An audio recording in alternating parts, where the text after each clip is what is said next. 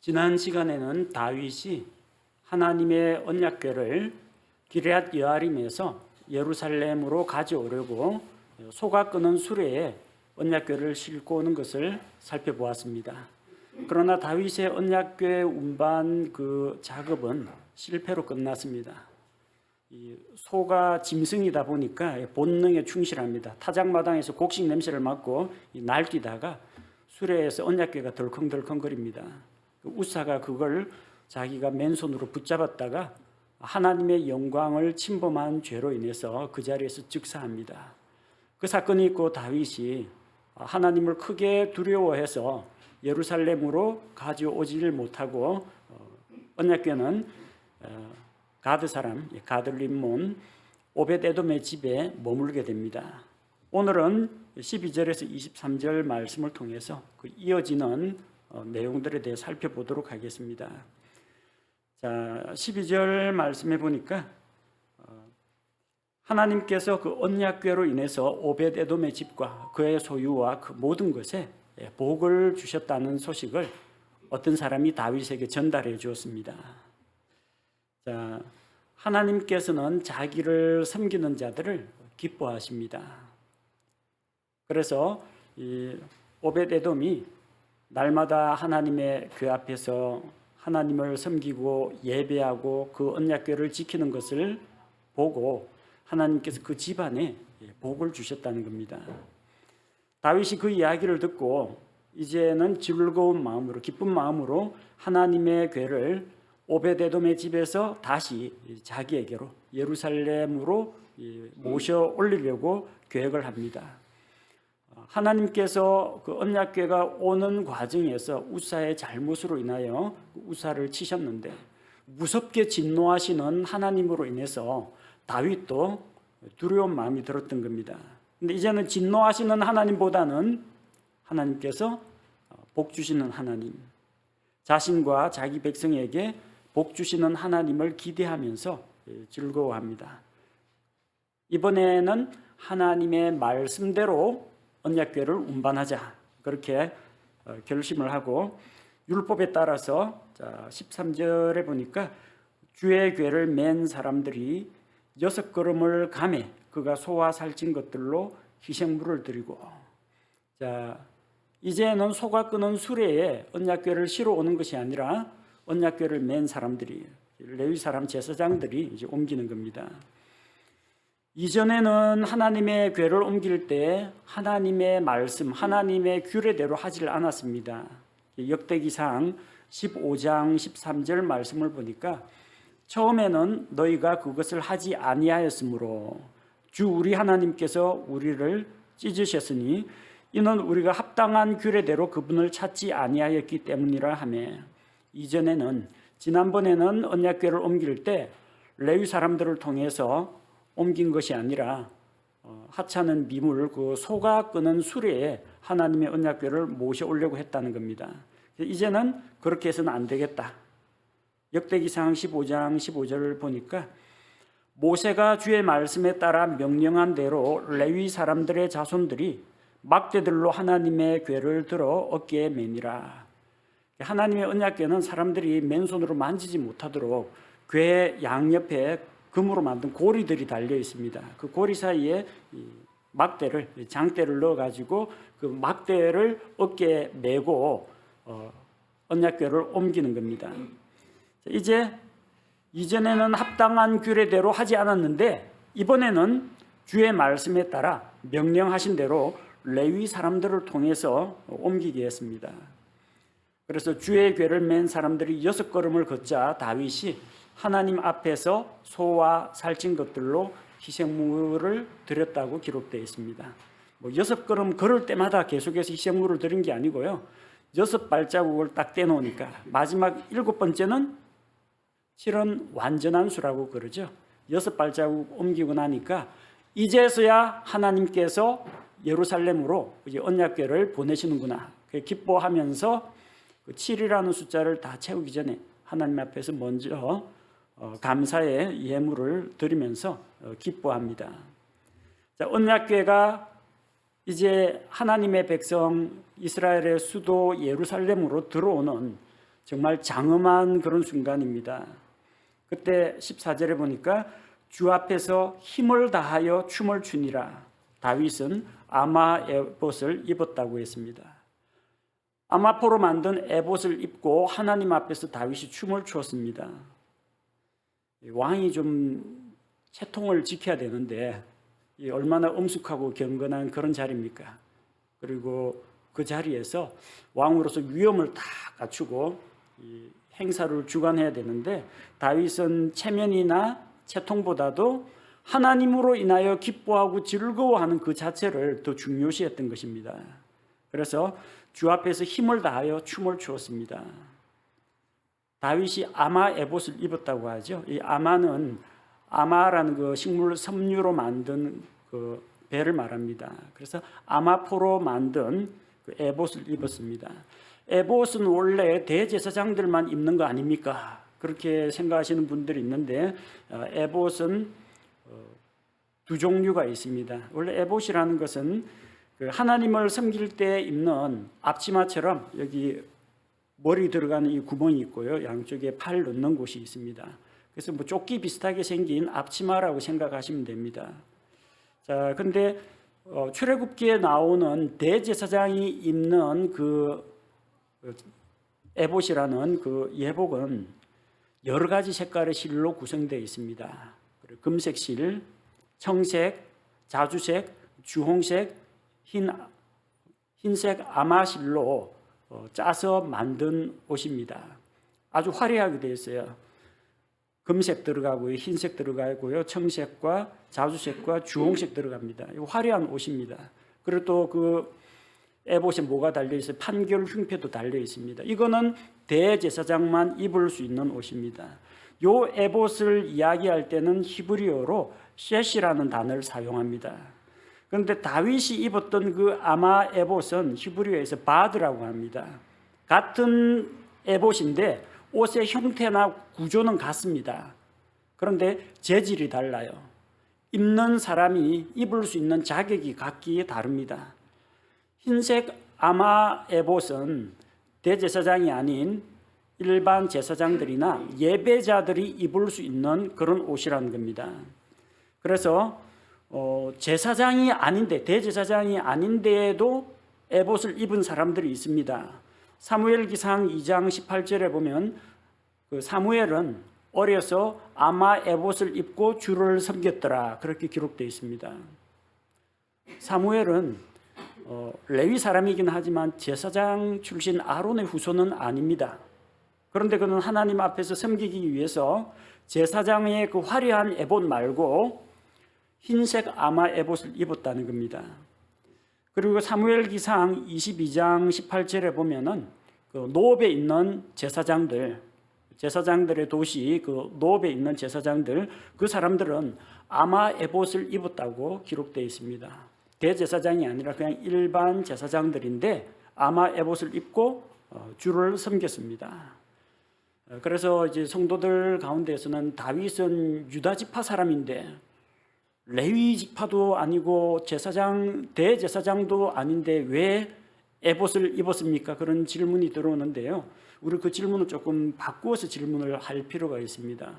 아니 그 레위 사람도 아닌 사람이 왜 아마 에봇을 입습니까? 그렇게 질문할 게 아니라 아니 왕이 왜 왕복을 벗었습니까? 그렇게 질문하는 것이 더 적당하다고 봅니다. 왕이면은 왕복이 있습니다. 그 흰색 아마 옷보다도 훨씬 더 화려하고 좋은 옷입니다. 근데 다윗은 왕인데도 불구하고 하나님의 언약궤를 운반할 때 왕복을 입고 여기 뭐 주렁주렁 달고 지휘봉 딱 들고 무게 잡고 내가 여기서 왕인데 이렇게 왕행세하지 않았다는 겁니다. 지금 만왕의 왕이시오 만군의 주께서 언약궤와 함께 영광 가운데 지금 예루살렘 입성하십니다. 거기 자기 왕복 입고 나가서 뭐 하겠다는 겁니까? 나 하나님 앞에서는 왕 안 할랍니다. 나는 아마 에봇을 입고 하나님 앞에서는 왕좌는 내려놓고 예배자로 참석하겠습니다. 그래서 왕복을 벗어던지고 아마 에봇을 입고 예배자가 되었다는 겁니다. 그래서 다윗이 아마 에봇을 입을 자격이 있냐 없냐 이걸 따지지 마시고요. 그는 왕이었지만 왕복 대신에 예배자들이 입는 흰 아마 에봇을 입고 언약궤를 옮기는 무리와 함께 하나님의 언약궤 앞에서 기뻐 뛰놀며 춤을 추었다는 것을 우리가 기억해야겠습니다. 우리 성도들 가운데 예배당에 올 때는, 하나님께 예배 드릴 때는 그냥 성도입니다. 그냥 성도입니다. 뭐 연세가 많으신 저 어르신들도 있을 수가 있고요. 또 뭐 사회 경제적으로 조금 유명하신 분들도 있을 수가 있고요. 그렇지만 하나님 앞에서는 일단 그냥 다 예배자다. 그런 신분으로 예배 참석하시면 됩니다. 우리 마음이 하나님 앞에서는 항상 다윗과 같이 하나님을 높이고 나 자신은 낮아지는 그런 겸손한 예배자의 마음을 다윗에게서 배워야겠습니다. 자, 그리고 15절에 보니까 다윗과 이스라엘의 온 집이 이같이 크게 소리를 지르며 나팔 소리와 함께 주의 궤를 가지고 올라오니라. 예루살렘은 고지대에 있다고 했습니다. 해발고도 760에서 800m 정도 되는 고지대입니다. 그래서 예루살렘으로 올라온 겁니다. 여러분 그 시편에 보면 성전에 올라가는 노래, 근데 우리 킹제임스 성경에는 전부 위로 올라가는 노래라고 되어 있습니다. 위로 올라가는 노래.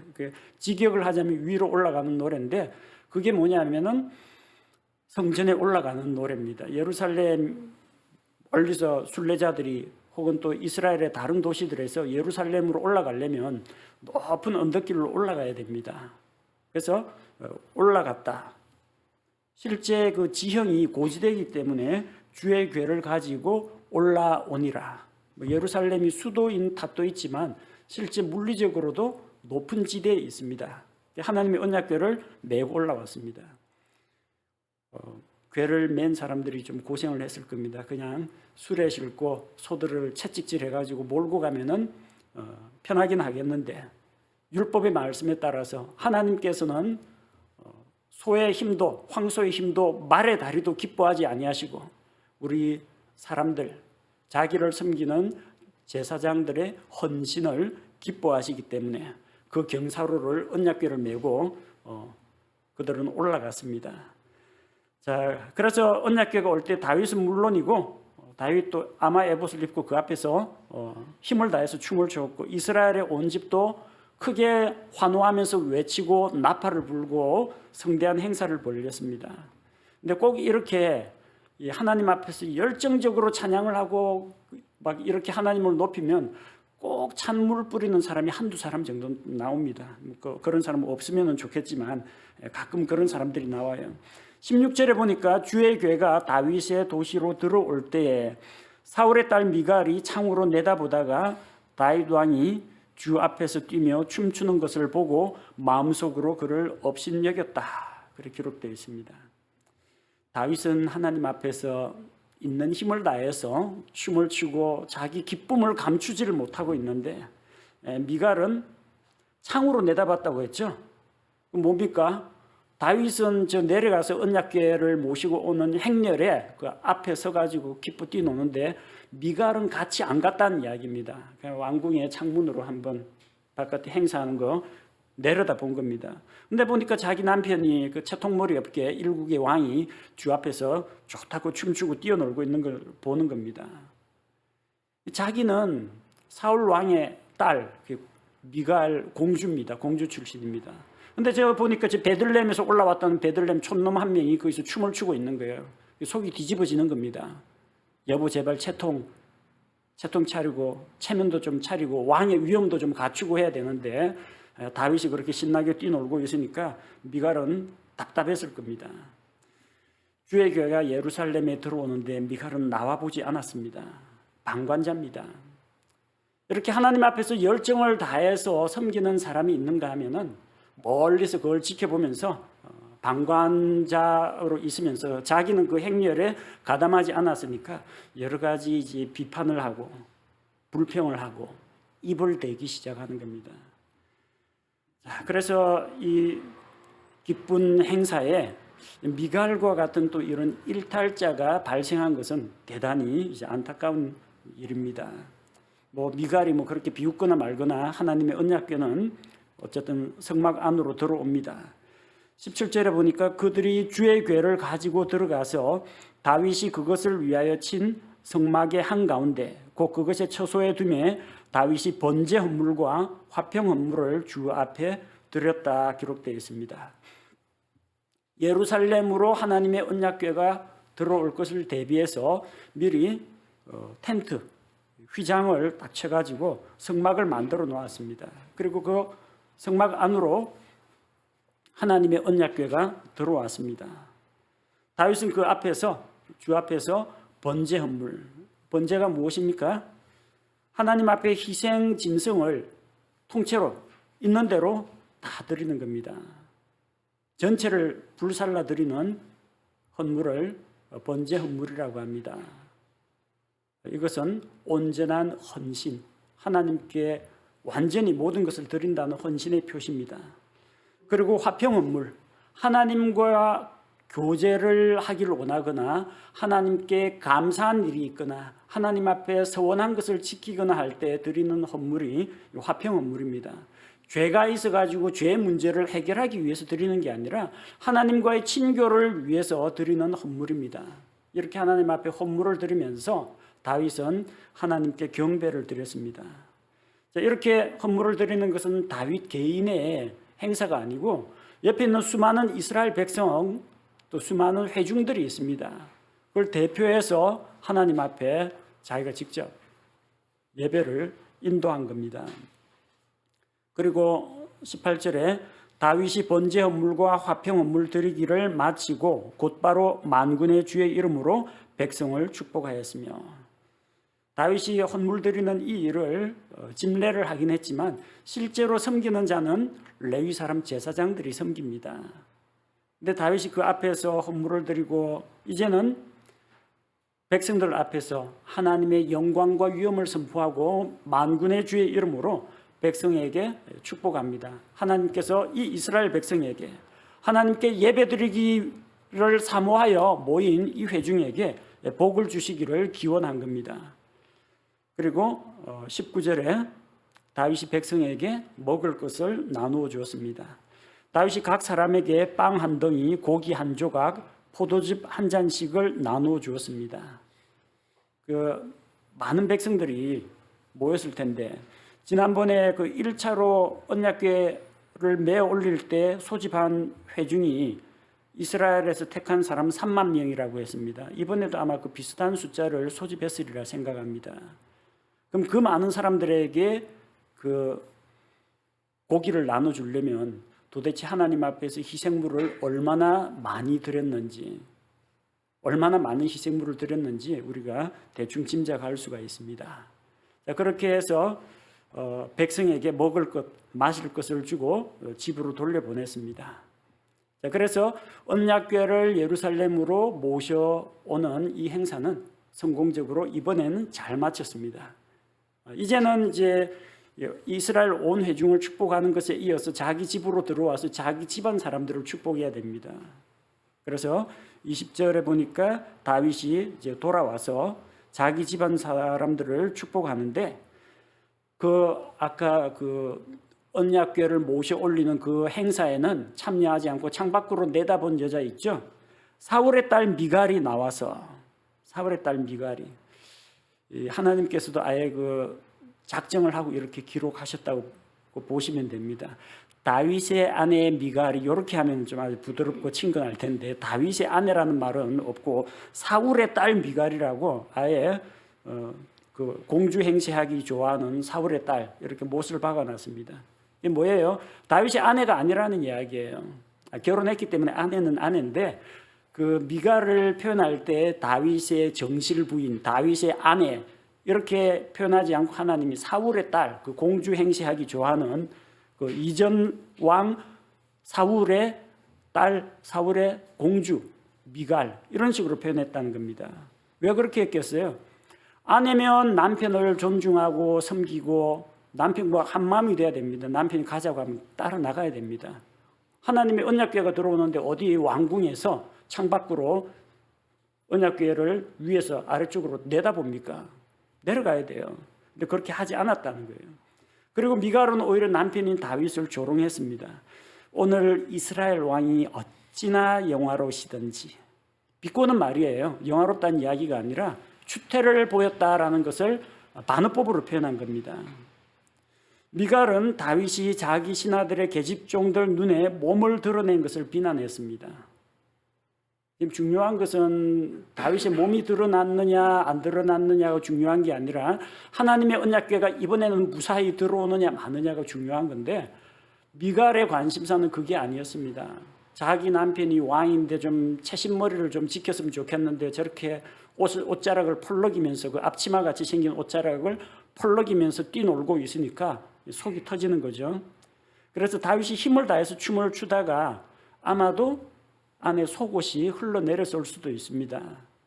그리고 다윗이 춤을 추다가 에봇이라는 게 그냥 이 조끼처럼 생긴 그 앞치마 옷입니다. 그러니까 에봇 사이로 막 뛰고 걷고 움직이고 하다 보면 펄럭펄럭 할 거 아닙니까? 이 에봇이. 그러면 그 사이로 신체 일부가 노출되었을 수 있다는 겁니다. 그걸 트집 잡아서 조롱을 하는 겁니다. 자, 다윗이 미갈에 대해서 뭐라고 대답을 하는지 보십시오. 21절에 보니까 그것은 주 앞에서 한 것이라. 그것이 뭡니까? 언약궤 앞에서 아마 에봇을 입고 춤추고 뛰노는 것을 이야기합니다. 그것은 주 앞에서 한 것이라. 사람들에게 보여주기 위한 것도 아니었고, 내 몸 일부를 드러내기 위해서 한 것도 아니었고, 내가 백성 앞에서 어떤 쇼를 한 것도 아니었고, 그것은 주께 한 것이다. 하나님 앞에서 넘쳐나는 감격과 기쁨을 주체하지 못해가지고 그걸 자기는 춤으로 표현했다는 겁니다. 하나님 앞에서 기쁨과 감격, 감사를 그렇게 춤추고 뛰어놀며 표현을 했는데 그게 왜 잘못이냐는 겁니다. 주께서 사울의 집 앞에서 다윗을 택해서 이스라엘을 다스릴 지휘자로 삼으셨습니다. 그래서 사울의 딸 미갈이 다윗에게 이야기하니까 다윗이 뭐라고 하느냐면 내 아버지와 그의 온 집 앞에서, 부부간에 좀 남 이야기하듯이 이야기하죠. 내 아버지와 그의 온 집 앞에서, 장인어른, 장인의 집 앞에서가 아니라, 이거는 아내에게 하는 말이 아니라 사울의 딸한테 하는 이야기입니다. 다윗이 똑같이 미갈을 사울의 딸로 대접을 해주는 겁니다. 자기는 다윗은 자기가 주 앞에서 춤을 춘 일에 대해서 부끄러워하거나 후회하거나 잘못했다고 이야기하지 않습니다. 자기가 지금보다도 더 낮아지고 더 비천하게 보인다 할지라도 상관없다는 겁니다. 그건 하나님 앞에서 내 마음을 표현한 것이기 때문에 남들이 웃거나 비웃거나 조롱해도 상관이 없다는 겁니다. 자기 아내 미갈은 남편인 자기를 존중하지 않았습니다. 남편한테 실은 이런 말은 좀 해서는 안 돼요. 남편은 존중받아야 하고 존중받을 가치가 있습니다. 우리 에베소서 5장에도 나오는 것처럼 아내는 남편을 존경하라고 했습니다. 남편은 아내를 사랑하라고 했습니다. 그게 맞습니다. 우리 그 자매님들은요, 그 아내 되시는 분들은 남편이 여보 사랑해 하면 그 말에 마음이 사르르 녹는다고 합니다. 여자는 자기를 사랑하는 자들을 위해서 목숨을 바친다고 합니다. 남자들한테는 여보 사랑해 하면 별로 잘 안 와닿습니다. 근데 여보 당신을 믿어, 당신이 최고야, 당신을 존경해 하면 남자들을 용기 백배합니다. 남자는 자기를 알아주는 사람을 위해서라면 물불을 안 가립니다. 그게 남자들이에요. 그래서 여성들이 그 뭐 안목에 지금 야 예쁘다 보기 좋다 뭐 꽃이나 그걸 보고 좋아하면요, 남자들은 그런 것보다는 조금 저 인생의 자랑, 명예 축혀주는 거 이런 걸 좋아합니다. 근데 뭐 일부러 아부하라는 이야기가 아니라 가장으로서, 가정의 머리로서 남편은 존중받을 자격이 있습니다.